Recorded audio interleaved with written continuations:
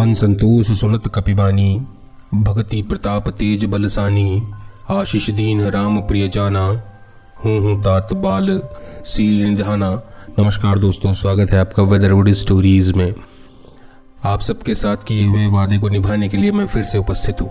जैसा कि आप सभी से वादा था कि कली हनुवाड़ी के प्रथम अध्याय के साथ मैं पुनः उपस्थित हूँगा, तो आइए बिना किसी देर के शुरू करते हैं प्रथम अध्याय दो माताओं का जना का सारांश।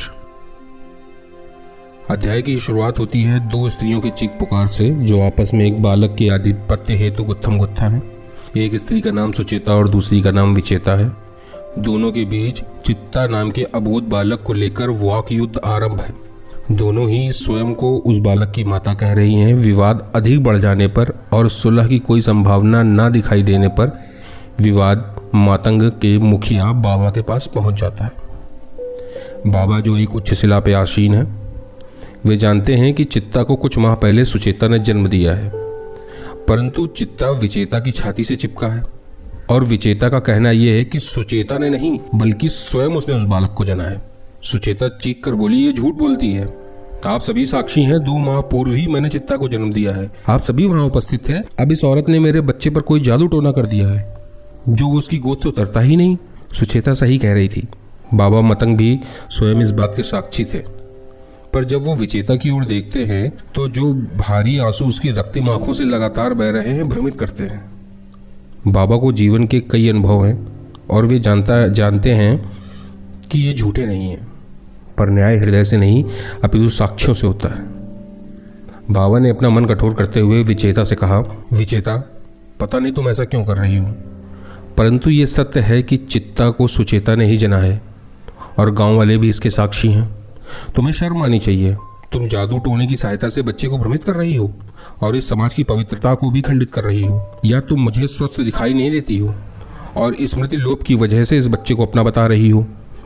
विचेता ने चीख कर कहा, क्षमा करें बाबा, पर आप ये कैसे कह सकते हैं? अभी कुछ माह पहले आपने ही तो इस बालक का जन्म कराया है। माता मतंग, आप चुप क्यों है? बोलती क्यों नहीं? बता क्यों नहीं देती कि आप भी तो वहां उपस्थित थी जब मैं प्रसव पीड़ा में थी। बाबा, आप कैसे भूल सकते हैं? आपने इसका नामकरण किया है। मुझे लगता है आप सभी भ्रम में हैं और वास्तविकता से मुंह मोड़ते जा रहे हैं। बाबा मतांग अवाक थे। क्या सच में ये हो सकता है कि पूरा समाज ही भ्रम में हो? पर यह भी सच है कि न्याय की हकदार विचेता भी उतनी ही है जितनी की सुचेता हो। बाबा अपने स्थान पर खड़े हो गए और बोले, तो ठीक है, इसका समाधान मैं अपने पूर्वजों की सहायता से करूंगा। आज शाम ही घाटी की उच्च चोटी पर जाकर जहां हमारे पूर्वजों की धूनी जलती है, वहीं उनकी सहायता से इस विवाद का अंत होगा। सुचेता अब घबराने लगी थी। उसे लगा कहीं उसका पुत्र उससे छिन न जाए। सुचेता ने तनिक भय से बाबा के साथ घाटी में चलने की मंशा जाहिर की। बाबा मान गए और बोले, विचेता भी चित्ता के साथ हमारे साथ चलेगा। बाबा जब घाटी पर पहुंचे तो उन्होंने ऊपर चढ़ने के लिए हाथ में पकड़ी रस्सी ऊपर फेंकी ताकि वे चोटी पर चढ़ सकें। रस्सी हाथ से छूटी और अंधेरे में गुम हो गई।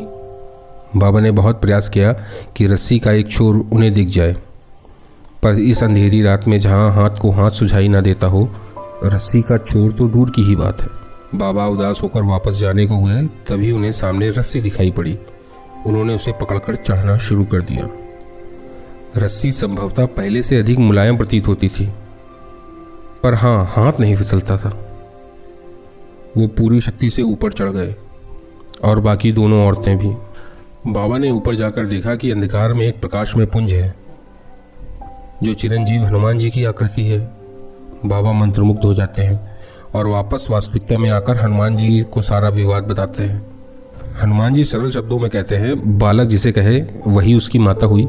ये निर्णय तो बालक का है। बाबा थोड़ा चकित हैं। बालक तो अभी छोटा है हनुमान जी। हनुमान जी पुनः बाबा से प्रश्न करते हैं, क्या सच ये बालक छोटा है? बाबा को अपनी गलती का एहसास होता है। वो क्षमा मांगते हैं और कहते हैं, ये एक आत्मा है जो उतनी ही आयु की है जितनी की हम सभी की। हनुमान जी मुस्कुराते हुए चित्ता की ओर देखते हैं। चित्ता ठहाकों के साथ बोलने लगता है और वो कथा सुनाता है कि वो पिछले जन्म में कौन था और उसके साथ क्या घटनाएं हुई। दोस्तों, यहाँ मैं पूरा प्रसंग का वर्णन नहीं करूँगा क्योंकि ऐसा करने में किताब को पढ़ने की इच्छा आप सभी के मन से खत्म हो जाएगी। तो मैं यहाँ सिर्फ पुस्तक को सारांशित करने की चेष्टा में हूँ। तो मैं यहाँ वो प्रसंग नहीं बताऊंगा जो चित्ता ने बताया था, वो आप पुस्तक में पढ़ सकते हैं। चित्ता बताता है कि वो मोक्ष पाने के लिए इस धरती पर वापस आया है और वो बारी बारी दोनों माताओं के साथ रहेगा। तो मित्रों, इसी के साथ ये अध्याय यहीं समाप्त होता है। मित्रों, इस अध्याय से मुझे जो समझ में आया है वो ये है कि मनुष्य धरती पर आकर तेरा मेरा के मायाजाल में फंसा चला जाता है, जो वास्तविक ज्ञान से भटक कर सुख दुख के चुंगलों में फंस के रह जाता है।